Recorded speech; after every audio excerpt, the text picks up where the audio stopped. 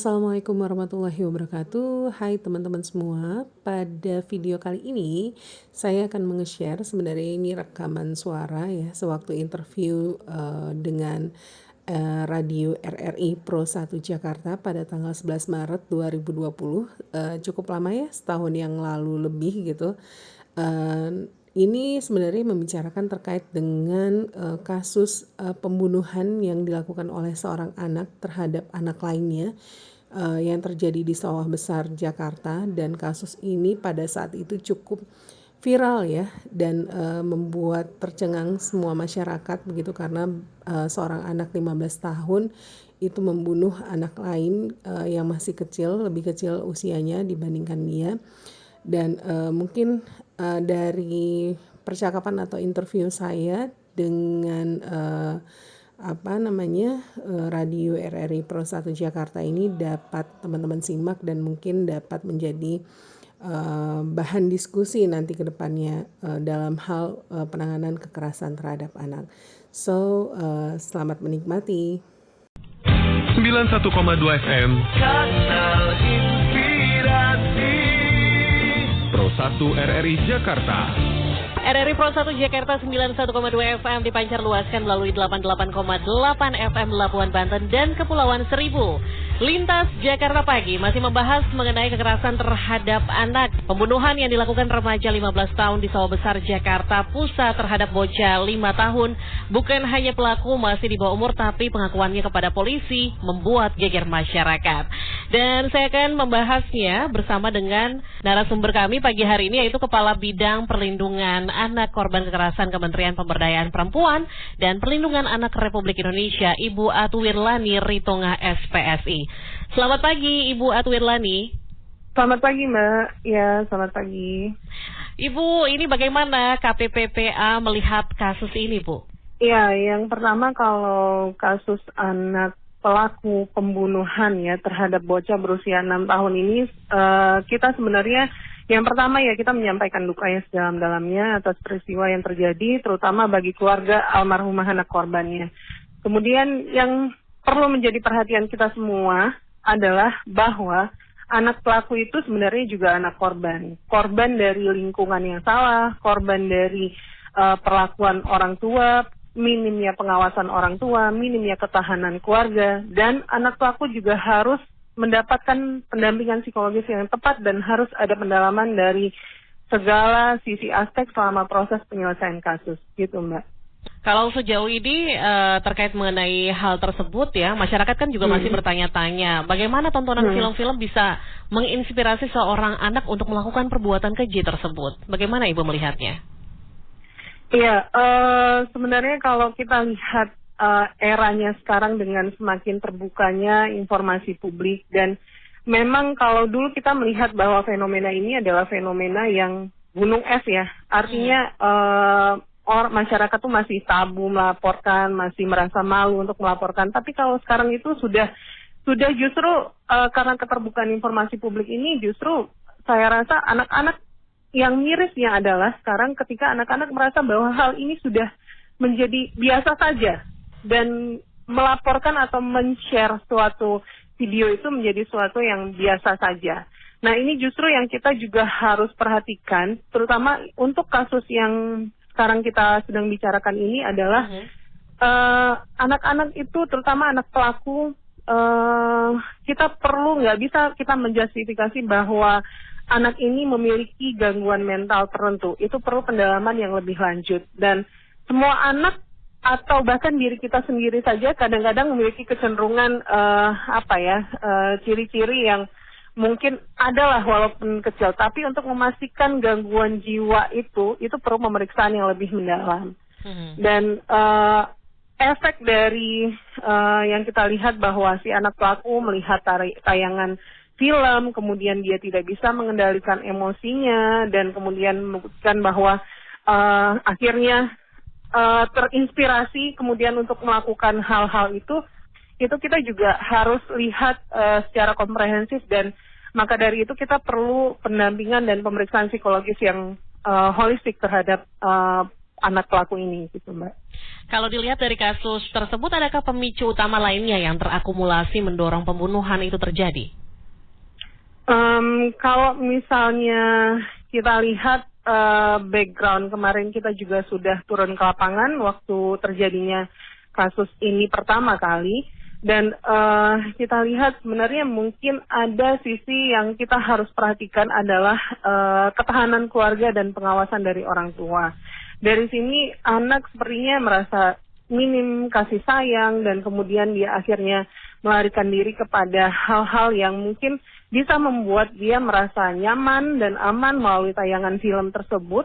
Dan ini yang harus kita perhatikan bahwa lingkungan anak ini apakah itu bisa menjamin anak untuk terhindar dari hal-hal yang berbau kekerasan seperti ini gitu. Jadi ketahanan keluarga menjadi penting, pengawasan orang tua menjadi penting, lingkungan yang aman dan nyaman buat anak itu menjadi penting.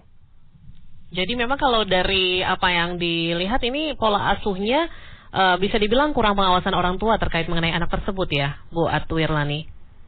Ya, kalau kita tidak bisa menjustifikasi bahwa ini memang apakah ini memang kurang pengawasan orang tua atau tidak. Nah, ini kita juga harus intensif melakukan pemeriksaan, Mbak. Dan saya rasa salah satu faktornya bisa jadi adalah itu, gitu. Lalu bagaimana ini dari pantauan Kementerian PPPA terkait mengenai perkembangan pemeriksaan kejiwaan pelaku yang dilakukan di RS Polri? Kemarin sebenarnya anak pelaku sudah menjalani pemeriksaan psikologis di Rumah Sakit Bayangkara Polri, dan kami sebenarnya sangat fokus, sangat intens sekali untuk memastikan apakah anak pelaku ini mendapatkan pendampingan dan pemeriksaan psikologis yang tepat.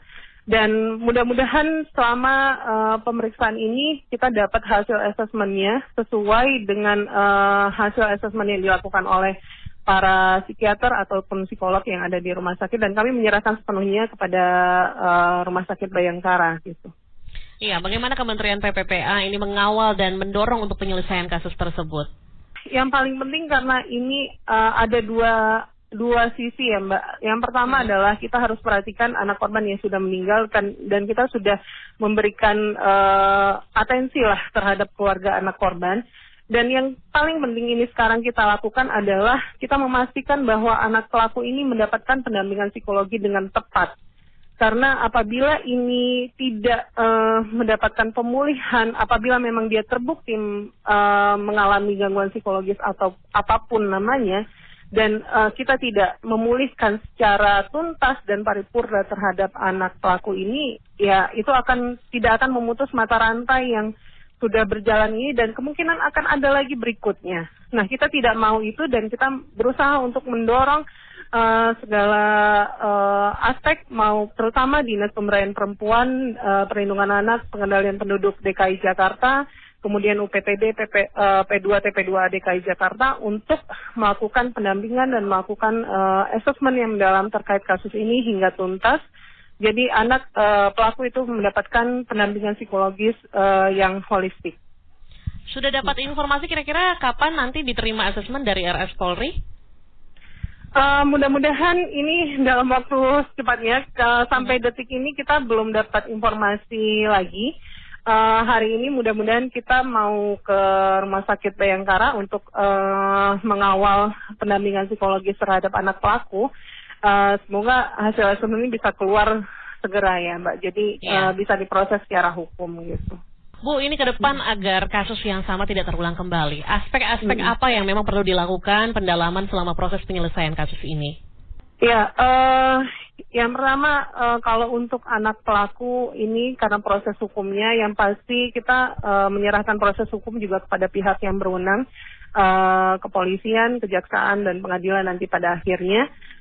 Dan yang kami sangat concern adalah memastikan pendampingan psikologis. Itu yang tadi kita sangat concern untuk anak pelaku, karena kita menyadari bahwa anak pelaku ini tadi yang saya bilang bahwa anak pelaku sebenarnya itu adalah korban juga gitu loh, Mbak. Dari lingkungan yang salah, dari pengawasan orang tua yang mungkin lemah atau mungkin minim gitu. Jadi kita memastikan itu didapatkan oleh anak pelaku. Jangan kita juga menjustifikasi bahwa iya, oke, anak pelaku dia melakukan kesalahan sampai anak meninggal, tapi ternyata itu adalah efek dari kesalahan lingkungan yang salah terhadap dirinya, dan dia masih dalam kondisi yang ibarat katanya tuh dia masih dalam kondisi yang labil, di mana usianya masih remaja, 15 tahun, ya, kemudian dia belum bisa memutuskan yang mana yang baik dan yang mana yang benar, yang mana yang salah, kemudian dia juga masih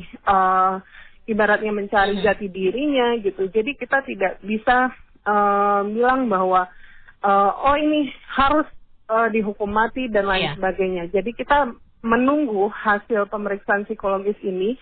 Kalau memang terbukti anak mengalami gangguan jiwa tertentu, maka ya kita tidak bisa memproses secara hukum karena dia harus mendapatkan pemulihan kesehatan psikologis. Tapi apabila memang dia tidak terbukti mengalami gangguan jiwa atau tidak sehat dalam keadaan sadar melakukan itu dan tidak ada gangguan jiwa, maka kita harus memproses ini secara hukum karena dia sudah mengakibatkan anak yang lain meninggal dunia. Baik. Gitu. Nah, ini adakah consulting atau call center Kementerian PPPA yang bisa dihubungi masyarakat terkait korban kekerasan pada anak? Ya, kami punya telepon sahabat anak ya Mbak ya. Jadi 129 kita bisa ditelepon di situ, dan kita juga punya unit pengaduan masyarakat. Nomornya di 0821 2575 1234. Jadi masyarakat bisa menghubungi ini, hotline-nya 24 jam atau bagaimana? Kalau untuk telepon sahabat anak kita saat ini masih di jam kerja, tapi kita lagi berusaha untuk dalam kondisi saat ini kita untuk 24 jam. Mudah-mudahan ini bisa dijawab oleh teman-teman yang ada di telepon sahabat anak supaya masyarakat bisa aware. Gitu. Baik, terima kasih Bu Atwirlani atas waktunya dan apa yang sama-sama. disampaikan ini sangat bermanfaat untuk kita semua. Selamat pagi Bu. Ya. Pagi Mbak. Ibu Atwirlani Ritonga SPSI, Kepala Bidang Perlindungan Anak Korban Kekerasan Kementerian Pemberdayaan Perempuan dan Perlindungan Anak Republik Indonesia. Ya, itu tadi sekilas percakapan saya dengan RRI Pro 1 Jakarta terkait dengan kasus pembunuhan terhadap anak yang dilakukan oleh seorang anak remaja berumur 15 tahun di Sawah Besar. Dan dari obrolan itu mudah-mudahan bisa memberikan insight buat teman-teman dan membuka cakrawala buat kita semua gitu, bahwa ternyata memang anak pelaku itu tidak bisa kita serta-merta justifikasi bahwa sepenuhnya adalah kesalahan dari seorang anak, bahwa ini adalah akibat dari lingkungan yang salah dan kemudian kesalahan orang tua akibat kurangnya pengawasan dan lain sebagainya bisa saja mengakibatkan seorang anak menjadi pelaku kekerasan. Dan ini juga menjadi pelajaran buat kita untuk menciptakan upaya-upaya pencegahan dan upaya intervensi agar anak-anak kita dapat terhindar dari segala bentuk kekerasan. So, terima kasih sudah menikmati video saya pada kali ini. Sampai jumpa lagi di video berikutnya. Wassalamualaikum warahmatullahi wabarakatuh.